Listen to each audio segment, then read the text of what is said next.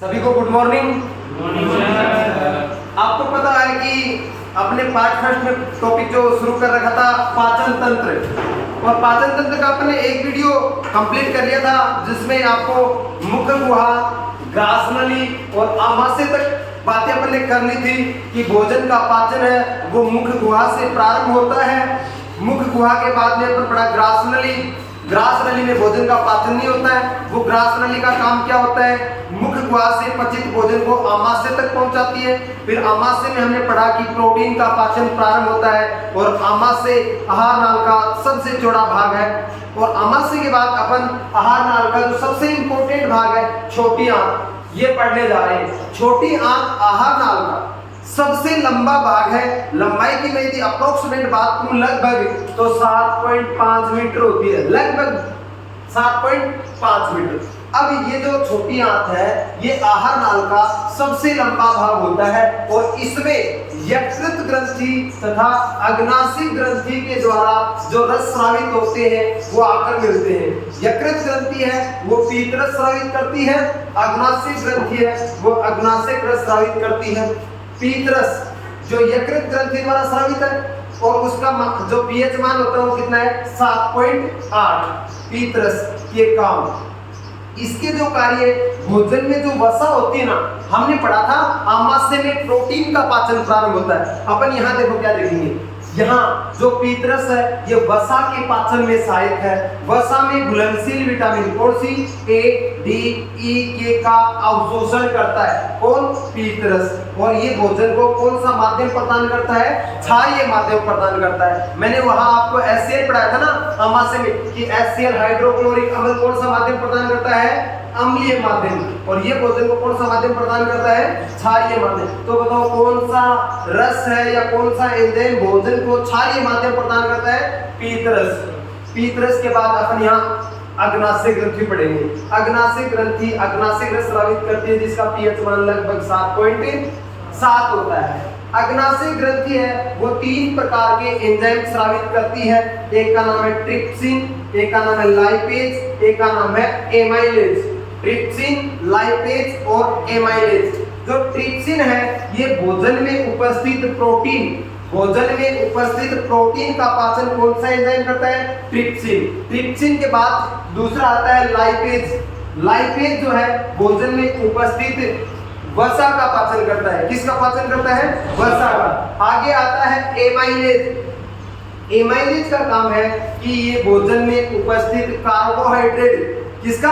Carbohydrate का पाचन करता है। तो देखो यहाँ क्या हुआ, भोजन को क्षारीय माध्यम मिला, प्रोटीन का पाचन हुआ, वसा का पाचन हुआ और कार्बोहाइड्रेट का पाचन हुआ। यानी भोजन के लगभग अवयव यहाँ मिलते हैं आगे में। भोजन के लगभग अवयव, भोजन के कितने अवयव? 6। संतुलित भोजन के कितने अवयव हैं? 6। कार्बोहाइड्रेट, प्रोटीन, विटामिन, वसा, खनिज, लवण, जल, ये 6। तो लगभग सभी अवयवों का पाचन हो रहा है। अतः इस प्रकार अपन ये कह सकते हैं ये जो छोटी आंत है इसमें भोजन का क्या होता है? पूर्ण पाचन होता है। इससे भी इंपॉर्टेंट एक क्वेश्चन बनता है वो ये है कि छोटी आंत की जो आंतरिक संरचना है उस पे दीर्घ रोम या रंसाकुर पाए जाते हैं। छोटी आंत में क्या? दीर्घ रोम या रंसाकुर पाए जाते हैं। आपको प्रश्न ये उठता है आर्मी में कि दीर्घ रोम या रंसाकुर आहार नाल के कौन से भाग में पाए जाते हैं, कहाँ पाए जाते हैं? तो कहाँ पाए जाते हैं? छोटी आंत में। और ये क्या करते हैं? भोजन का अवशोषण करते हैं। क्या करते हैं? भोजन का अवशोषण। भोजन का पूर्ण पाचन हो गया, ये क्या करते हैं? भोजन का अवशोषण। अतः इस प्रकार छोटी आंत में भोजन का पूर्ण पाचन एवं अवशोषण होता है। तो आहार नाल का सबसे इंपॉर्टेंट भाग है छोटी आंत। क्वेश्चन, पाचन कहाँ से प्रारंभ हुआ? मुख गुहा से प्रारंभ हुआ। कहाँ पूर्ण पाचन होता है? छोटी आंत में। कहाँ पाचन नहीं होता? कहाँ नहीं होता? ग्रास नली। और आमाशय में किसका पाचन होता है? प्रोटीन। अब प्रश्न 4 सुनना ध्यान से। भोजन का पाचन कहाँ से प्रारंभ होता है? मुख गुहा से। कहाँ नहीं होता? ग्रास नली में। प्रोटीन का पाचन कहाँ से प्रारंभ होता है? आमाशय से। और भोजन का पूर्ण पाचन कहाँ होता है? छोटी आंत में। अब छोटी आंत जो कि आहार नाल का सबसे इंपॉर्टेंट भाग है, इसके बाद अगला जो भाग है वो आता है बड़ी आंत। क्या आता है? बड़ी आंत। आगे देखते हैं बड़ी आंत।